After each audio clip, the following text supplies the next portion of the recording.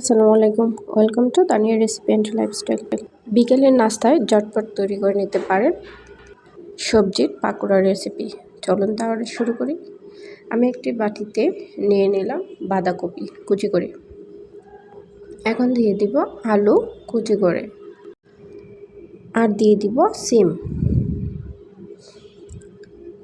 সবগুলো একসাথে দেওয়ার পর তাতে দিয়ে দিব হাফ চা চামচ মরিচ গুঁড়ো, হাফ চা চামচ ধনিয়ার গুঁড়ো, হাফ চা চামচ হলুদ গুঁড়ো এবং স্বাদমতো লবণ।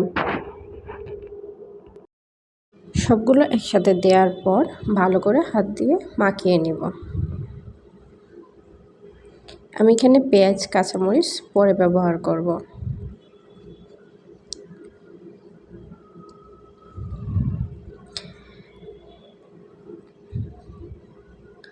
ভালো করে মাখানো হয়ে গেলে তাতে দিয়ে দেব চালের গুঁড়ি।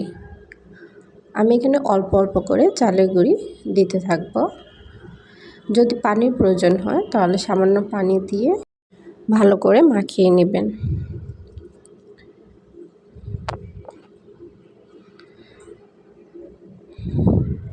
আমি এখানে পরিমাণটা বলছি না, কারণ আপনারা কম বা বেশি বানাতে পারেন। মাখানো হয়ে গেলে এখন দিয়ে দিব কুচি করে পেঁয়াজ ও কিছু কাঁচামরিচ।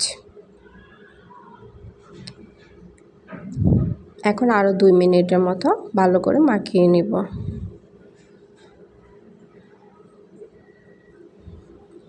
এখন দেখাচ্ছি যে কতটুক পারফেক্ট হয়েছে ডোটা করা। এখন একটি কড়াইয়ে দিয়ে দিব পরিমাণ মতো তেল। তেলটা গরম হয়ে আসলে আপনাদের পছন্দ মতো পাকোড়া শেপ দিয়ে দিতে পারেন।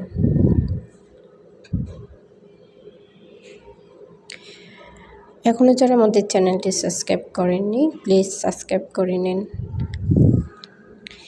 আমি এভাবে সবগুলো পাকোড়া দিয়ে দিব।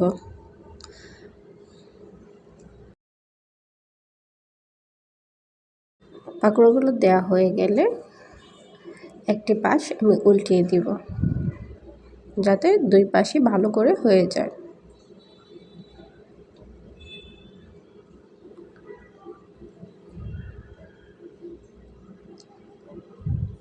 তো রেসিপিটি কেমন হয়েছে অবশ্যই কমেন্ট করে জানাবেন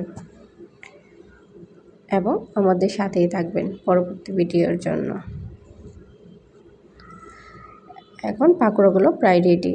এখন আমি চালনিতে একটি তুলে নিচ্ছি। এভাবে আমি সবগুলো পাকোড়া ভেজে নেব।